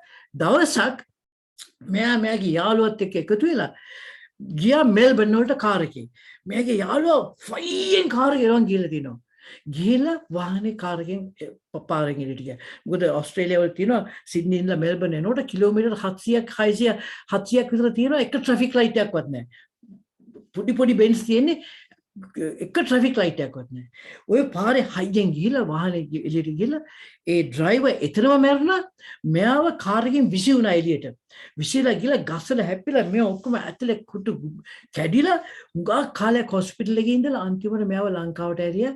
එයාගේ ජීවිතේට එයාගේ ඇඟ තුරලා තිනවා. ඒ වාගේ දේව බය නැති මනුස්සයෙක් හරියට වැරදි විදිහට වාහනයක් යවනවා වගේ.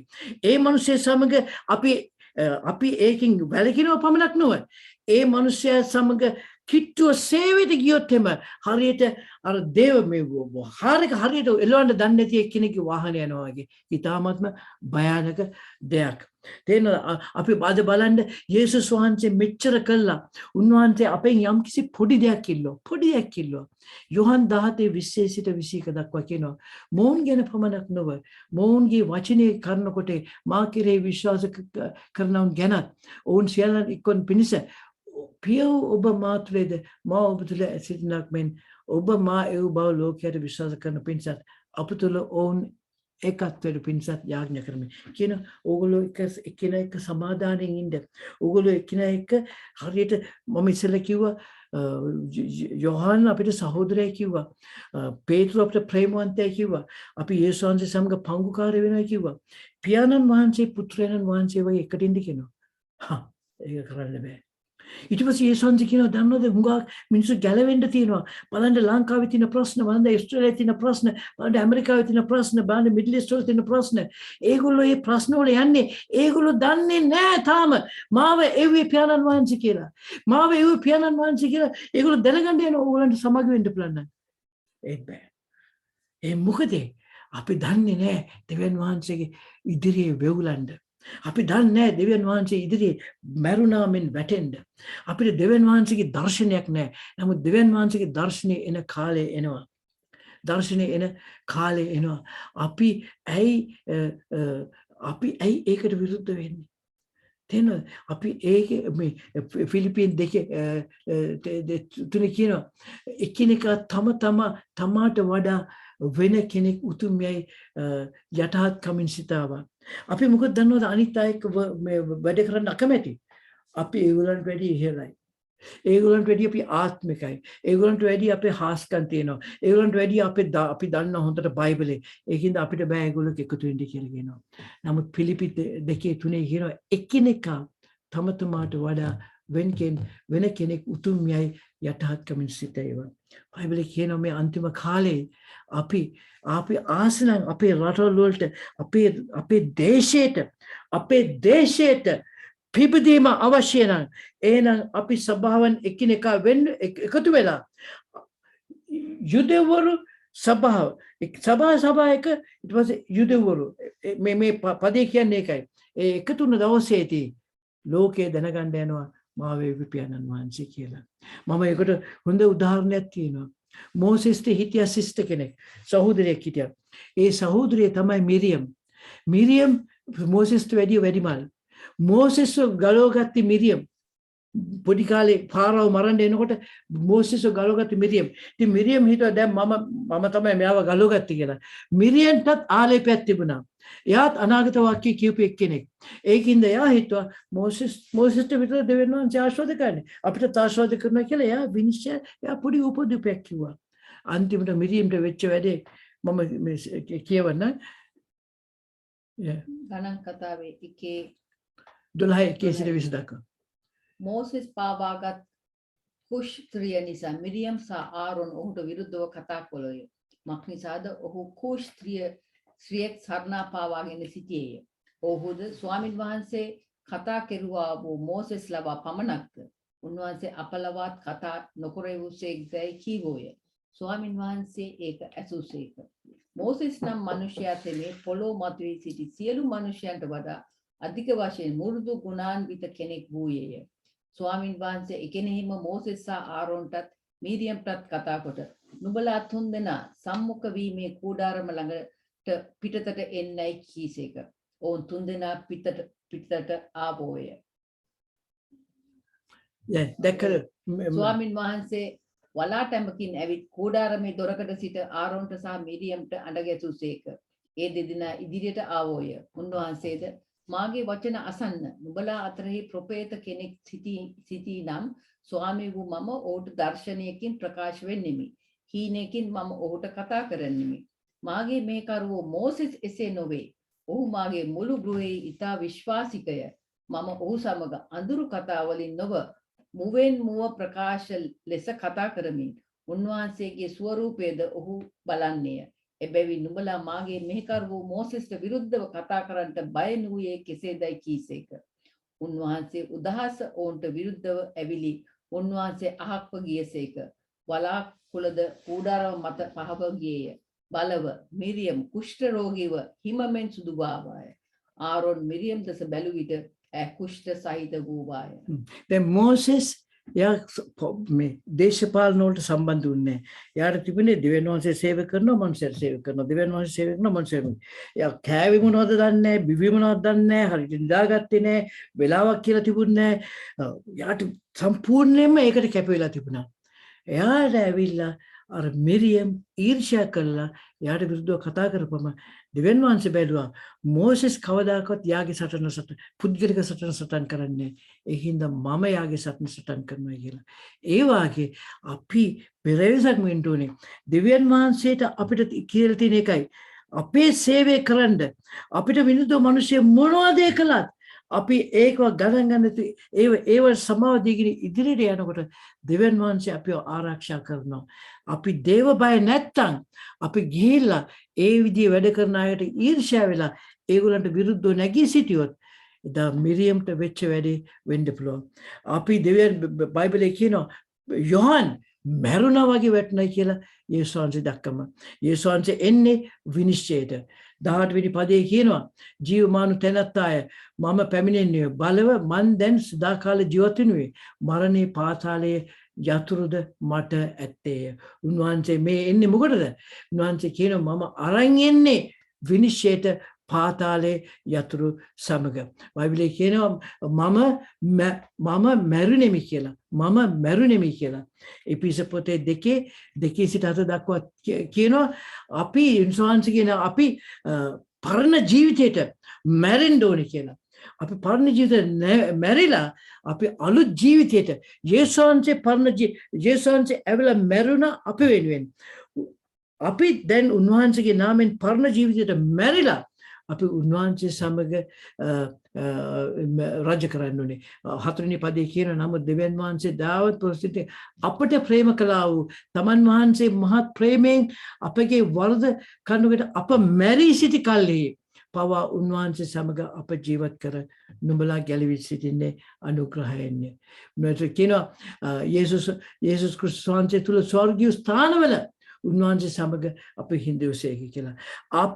අපි ඕපාදුප කියන්න ගියොත් ඔයාලට ප්‍රතිඋත්තර දෙන්න ගියොත් අපි ඒ ඉන්න පුටුවෙන් බහැලා පල්ලෙහාට එන්න ඕනේ.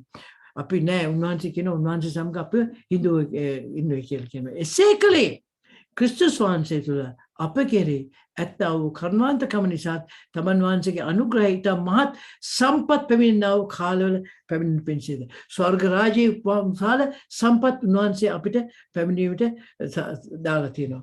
10 වෙනි තව පද දෙකයි තියෙන්නේ 19 වෙනි පදේ එබැවින් දුටු දේද දැන් තිබෙන දේද මින්පොසු දේද සිබින දේද වන. සිංහල බයිබලයේ කියලා නෑ write the things which you have seen. කියන්නේ ඔබ දැක ඇති දේ ලියන්න කියලා. ඒ මොනවද ලියන්න කියලා තියෙන්නේ? දුටු දේද? ඒ කියන්නේ එළිදරව් පොතේ 1 තමයි දුටු දේද දැක්කේ. දැන් තිබෙන දේද? ඒ කියන්නේ මම එදත් කිව්වා සභාව ආපුවම අද දක්වා ඒ සභා 7 අප හැම සභාවම නියෝජනය කරනවා කියලා. එළිදරව් පොතේ 2 මින් සිදුවෙන දේ ඒ කියන්නේ එළිදරව් පොතේ 4 සිට 22 දක්වා. අන්තිම පදේ පළවෙනි 20 වෙනි පදේ මාගේ දකුණේ නුඹ දුටු තාරකා සතේ සත් රහස් පාළුක සතේද රහස ලියන්න. දැන් කියන රහස මේ තේරුම මොකක්ද කියලා. තාරකා සත නම් සභා සතේ දූතයෝ පහන් රුක නම් සභා සතේ. right? පහන් රුක දූතයෝ කියන්නේ මොකද්ද? අපි දැක්කා එළිදරව් පොතේ 2 පහන් රුක අරන් දැම්මයි කියලා. ඒ කියන්නේ සුද්ධාත්මයන් වහන්සේ. මම ඉස්සෙල්ලා කිව්වා සමහර සභාවවල සුද්ධාත්මයන් වහන්සේ උන්වහන්සේ අරන් දාලා තියෙනවා. ඒගොල්ලෝ දන්නේ නැහැ කියලා. ඊට පස්සේ දූතයා කියන්නේ කවුද? ඒකට කියනවා ඒන්ජල් කියලා. මේ ග්‍රීක වලින් කියනවා ඇගාලෝස් කියලා. ඒ කියන්නේ යවන ලද කෙනෙක්, පණවිඩකාරයෙක්. සමහර අය කියනවා මේක ආරක්ෂක දෙවියෝ කියලා. ගාඩියන් ඒන්ජල් කියන්නේ හැම සභාවකටම ආරක්ෂක දෙවියෝ දීලා තියෙනවා කියලා. අනිත් අය කියනවා මෙසෙන්ජර් කියලා කියන්නේ හැම සභාවකටම ඒන්ජල් කෙනෙකුයි පහන් රුකකුයි දුන්නා. පහන් රුක කියන්නේ හොලි ස්පිරිට්, ඒන්ජල් කියන්නේ සමහර අය කියනවා මෙසෙන්ජර්. ඒ කියන්නේ ඒ සභාවට දෙවියන් වහන්සේ දීලා තියෙන දූතයා. ඒ කියන්නේ සභාපාලකයා කියලා සමහර අය කියනවා. right? ඒකින් කියනවා අන්තිමට කියනවා ඒ සභාපාලකයෝ මගේ දකුණු අතේ සිටිය යුතුයි. මගේ අතේ සිටිය යුතුයි කියලා. ඉතින් අපි බලන් ගියම් පේනවා කොපමණ ලස්සනට දෙවියන් වහන්සේ මේ එළිදරව් පොතේ අත්විවරම කොපමණ ලස්සනට දැම්මද කියලා. සභාවට සම්බන්ධ කළා උන්වහන්සේ ආව කාරණේ පෙන්නලා උන්වහන්සේ කියන්නේ කවුද කියලා අපිට පෙන්නලා දේව බය වැදගත්කම පෙන්නලා අපිට උන්වහන්සේ අද එළිදරව් පොතේ අත්විවරම දැම්මා. ඉදිරියට වෙන්නා වූ ඒ වලට දැන ගැනීමට සූදානම් වෙන්න. මම යාඥා කරනවා ස්වාමිනී මේ අත්විවරම තුලින් ස්වාමිනී අපි ඉදිරියට යනවා ස්වාමිනී. ඔබ වහන්සේ ඉදිරියට කරන්න යනා වූ දේ ගැන ඔබ වහන්සේ සභාවට එළිදරව්වක් දෙන්න යනවා. එල්ලර පොතේ දෙකේ තුනේ සභා හත ගැන කියනවා ඊට පස්සේ හතරේ ඉඳලා ස්වාමිනී ඔබ වහන්සේ ඉදිරියට වෙන්න යන දේවල් ගැන රහස ඔබ වහන්සේ සභාවට කියන්න යනවා ඔබ වහන්සේගේ සේවකයන්ට කියන්න යනවා ඒ කියන්න හේතුවක් තියෙනවා ස්වාමිනී දැනුම ගැනීමට නෙමෙයි අපි ඒ සඳහා සූදානම් වී අනිත් අය සූදානම් කිරීමට අනි ස්වාමිනී අපි යාඥා කරන ස්වාමිනී මේ ඉගෙන ගන්න දේවල් ස්වාමිනී අපිට එළිදරව් වෙලා ස්වාමිනී අපි තුලින් ස්වාමිනී අද යම්කිසි වහන්සේගේ අන්තිම කාලයේදී බොහෝ දේවල් තියෙනවා ස්වාමිනී වහන්සේගේ ස්වර්ග රාජ්‍ය වෙනින් කරන්න ඔබ වහන්සේ සේවකයෙක් වෙන කාලේ ස්වාමිනී ඒ නිසා ස්වාමිනී අපි යාඥා කරනවා මේ ඉදිරිය පුත ඉගෙන ගැනීම වෙලාවේදී ස්වාමිනී ඔබ වහන්සේට සේවය කිරීමේ සුදුසුකම් ඇත්තා වූ දාසයන් වෙන්න ඔබ වහන්සේ අපිට අනුග්‍රහය දෙන්න ආලේප දෙන්න කියලා යාඥා කරනවා යේසුස් වහන්සේගේ නාමයෙන් ආමේන්